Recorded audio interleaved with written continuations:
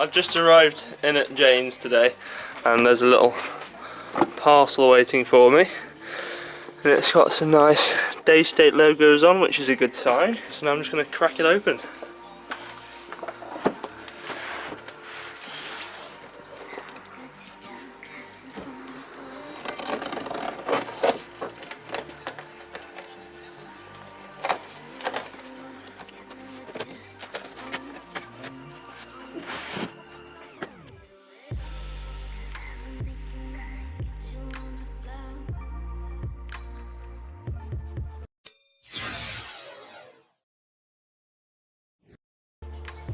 We're out here today and it is absolutely glorious. It is November the 29th and it's so warm out and there's so much heat in the sun, it's just lovely. It's all frosty in the shade and I just love days like this. But anyway, today with us we have a little gun to test. Now Tony from Daystate has sent me this to have a go with, so we're just going to crack open the box, see what you get inside and have a shoot. So this is a really solid box, a nice Daystate logo on the front of it, and you can probably guess what it is by now. Well, you probably don't need to guess because you've probably seen the title, so you already know what the video is about. But let's have a look inside. So to open the box, you've got to push this catch in and pull it out. So push in the middle, pull on the edge. With one hand it's not the easiest box to open. And then inside we have the Daystate Pulsar. Now on top it's got an Optizan EVX 10 times magnification scope. Really nice scope. I'm hoping to buy one of these for my HW97 for the World Championships HFT. And this combo really is lovely. Now the box is cut out in foam. As you can see, I've moved the scope back a little bit so it's not a perfect fit. But you could just cut this bit of foam out and it would fit a lot better. But it comes cut out for a tin size for the Air Arms Field or JSBs. You've got a little compartment there for your magazine, and a bipod fits in there as well. So it is a lovely box, but nothing compared to what this thing is. The cocking on this rifle is the smoothest cocking system I've ever seen. The only reason this is because it's all computerized. There's no cocking back of a hammer as a traditional rifle. So let's say the Daystate Huntsman, that's got a bolt action and you can feel a little bit of tension on there as you're pulling back the hammer. But with this, all you're doing is telling the computer to get ready to fire. There's no effort at all and it's just held in place by a magnet. On the rear of the rifle you've got a really nice fully adjustable butt pad, and rifles of this sort of price point are starting to come in and putting these butt pads on as standard. The R10s have started doing it, BSA Gold Stars and now Daystate. All you have to do is undo this screw and the butt pad can be moved up and down and also canted for perfect alignment in the shoulder.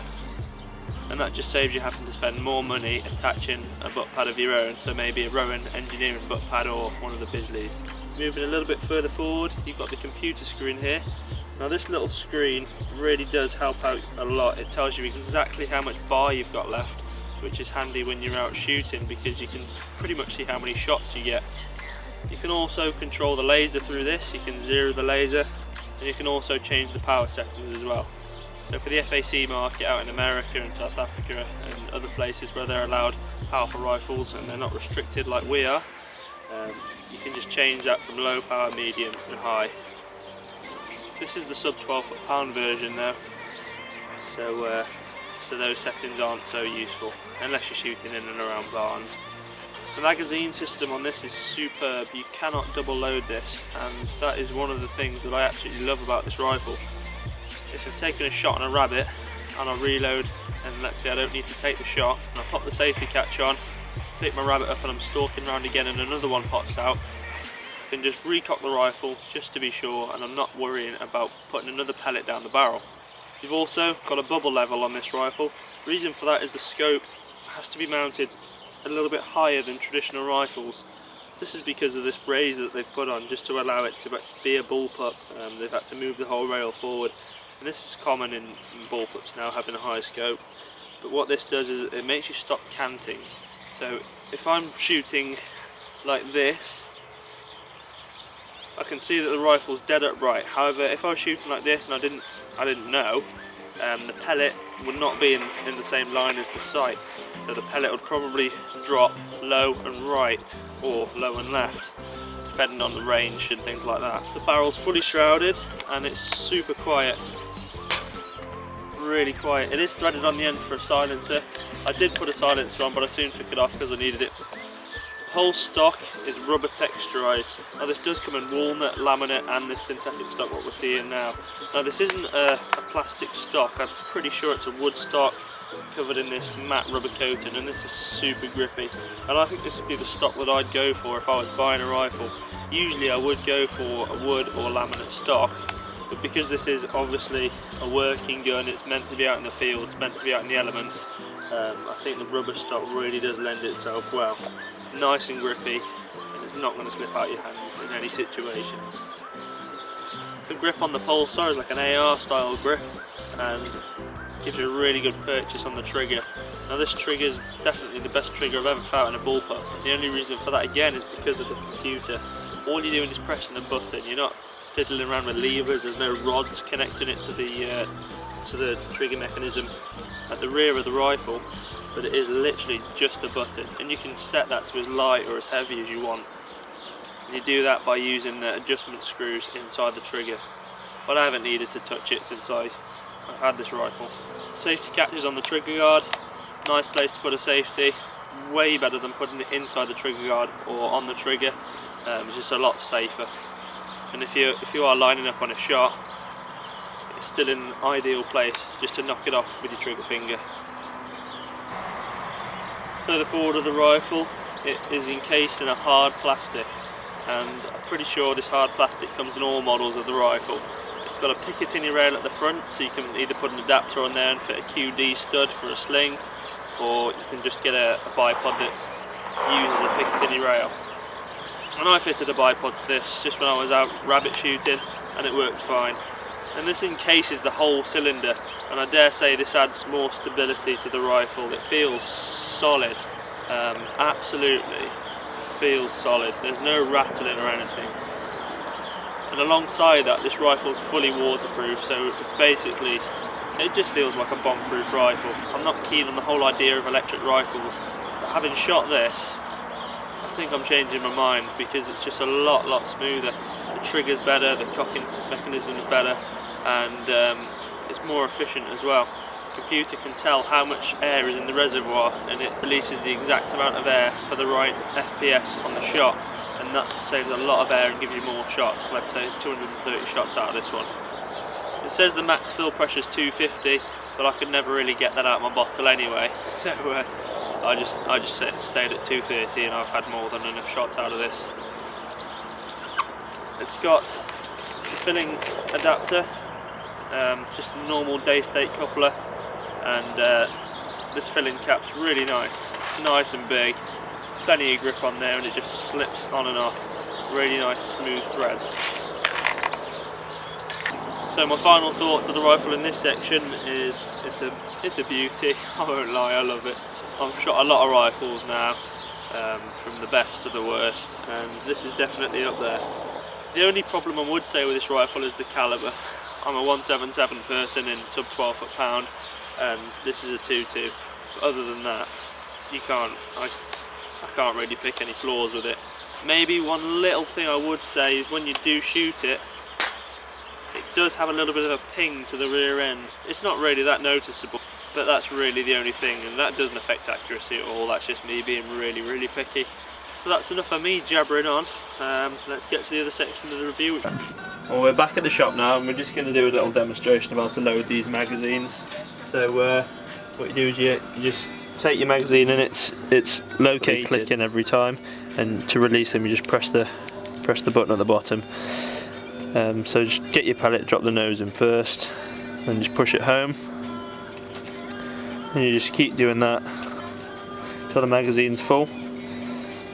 So if my finger slips or anything and I skip a load, then all I've got to do is press that button there, and I can return it to the section that I was meant to be at. So once the magazine's in there, you might be wondering how it indexes. And the thing is with this gun is once you cock this, there's a little pin in there, and when you take the shot and recock, that pin shoots up and hits this little retaining bar or whatever this is here, and that rotates the magazine. So what this little pin means is that there's very little to go wrong. There's no cogs or teeth to get caught in on the indexing system, so you very rarely, if ever, get like a faulty index where the pellet doesn't get loaded. It just works every time, and that just slides in there, lining up with the bar and the groove in the magazine. One of the things that I didn't mention in the field, is because it was a little bit tricky to show you when I was out there, is the programming section of this gun. Now, to get into the computer and the settings, all you do is cock the rifle and hold down the trigger just for a few seconds, and it goes into programming mode. Now, to flick through the programs or the settings, you just hold down the trigger. There you can see magazine, power level, laser, and then magazine again. So you just keep holding that until you get to the one you want. So let's say I want to go to the laser. There we go. So if I want to turn the laser on, I just flick the trigger again, on and off there. So it's on. And now, if you see, when I cock the rifle, the laser comes on. It's very simple to turn it off. You just do exactly the same again. Squeeze down the trigger. So that's the magazine. You can turn that on and off as well. That just tells you how many shots you've got on there now. So turn that on, and there you can see if it had the magazine in, it would have 10 shots in. If you want to drop it into high power, low power, or in the middle, medium, you just flick the trigger again. So you've got high, medium, low, and then back to high. So that'll be like 12 foot-pound or 11.5 foot-pound, 9 foot-pound, and then 6 foot-pound. I'll leave it on high because I'll be pigeon shooting with it later. So if you're out in the field or you get back and your batteries are looking a little bit low, all you've got to do is take the stock off, which is very simple. It's just one bolt to the rear of the pistol grip. So you just take your Allen key and undo that bolt. Very easy to do. One thing you have got to make sure is the safety catch has got to be set to safe for the stock to come out, because there's a little groove that it slides out of. It just comes out like that. So you've just got 6 AA batteries, 3 to the one side, 3 to the other, and you can just replace those when they're running a bit low. Daystate did have a big battery pack in the back, which was really heavy and added a lot of weight to the back. Now these are a lot lighter and they improve handling a lot, and they greatly improve handling. Not only that, you can just buy a pack of batteries rather than having to get a new battery pack or take the original battery pack out and plug the pack itself into the mains. And you can see here the trigger mechanism is very simple. It's just wires, and again, this is just a computer telling the rifle to fire. Get the stock back on, just slide it in, slips into place lovely. This is all waterproof as well, so there's no worries about if you're in the rain and water getting into your electronics. Bolt just bangs straight in there.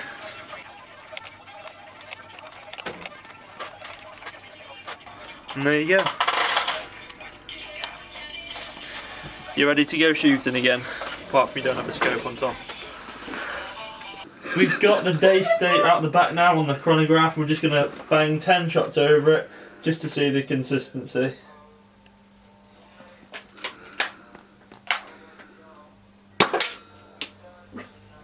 Oh, you can't use it now.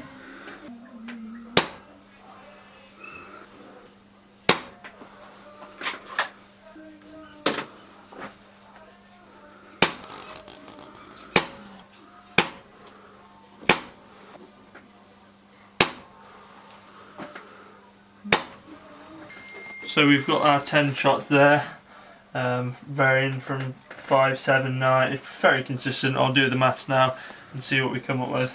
Just got the just did the maths for the chrono, and it's really impressive. We're averaging at 11.91 foot-pounds, so you can't really get much better than that. At a 15 feet per second spread, which is perfectly adequate for target shooting and hunting, and the average feet per second was 579 feet per second. So yeah, really impressed with that. I don't think we'll really need to bother doing the medium and low power, as it is so consistent on high power. I'm sure it will just be the same on those settings as well. And again, this isn't regulated. This is this has the Harper slingshot system, so there's no bouncing, so there's no wasted air, which is one of the reasons why you do get so many shots.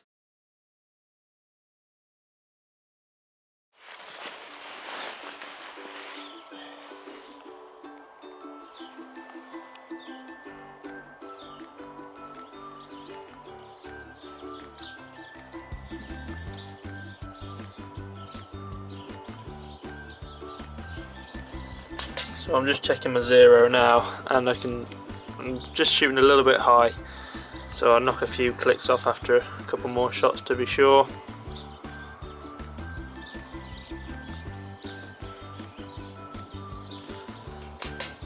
Yep, still going high. So I re-zero the gun, and that's bang on, absolutely spot on. That's two in the same hole, and a third in exactly the same hole. 3 shots in one hole at 25 yards. I'm just checking my zero. And it looks like the crosshairs are moving, but they're actually not. That's just the camera compensating. But the mount on there is solid, and the phone's not moving one bit. So it's grouping really well. That's my last shot. Well, I just checked zero. I put a new set of mounts on, put a set of one-piece mounts on, just to try those. And 25 yards, looks like we got some pretty nice groups. Let's go down and have a look. All I can say is wow. I shot 1, 2, 3 3-shot groups, which equaled 9 shots, and then I had one shot at the end. So here we go. Then that was the first group I shot. Wait for the train to go past. So here's the first group I shot. Nice little clover leaf, nearly one hole but not quite. I just saw that I needed to bring it down maybe 2 or 3 clicks, which I did. Brought it down, and bang, look at that.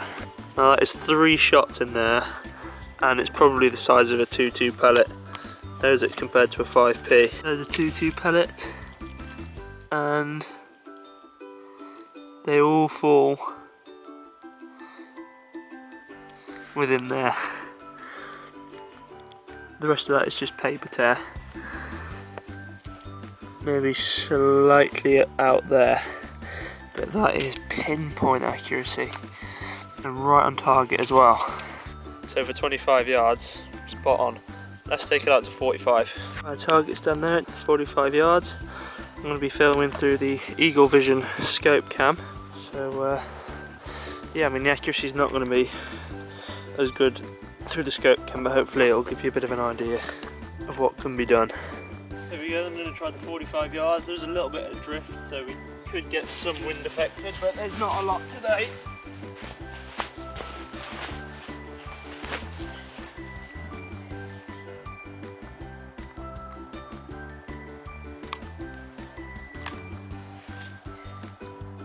So I've just moved the position of the target. I couldn't get enough clearance where I was, and I kept seeing twigs and bits of leaf in the way, so just slightly changed the setup. But I'll still be shooting through the Eagle Vision scope cam. That's working really well today.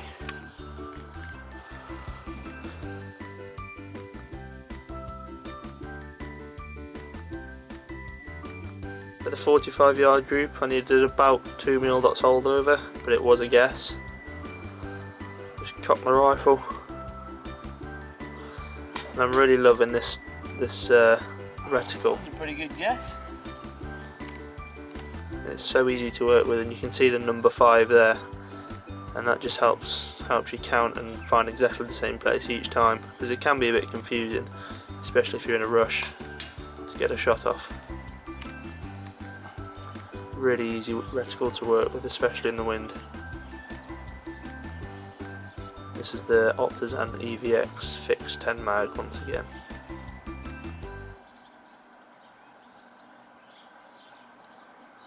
And the shot dives. I think I pulled that one, or it could have been a bad pellet, I'm not entirely sure. I'll have another shot. But I have 2 more shots just to prove that it was not the gun. And there you go, exactly where I want them.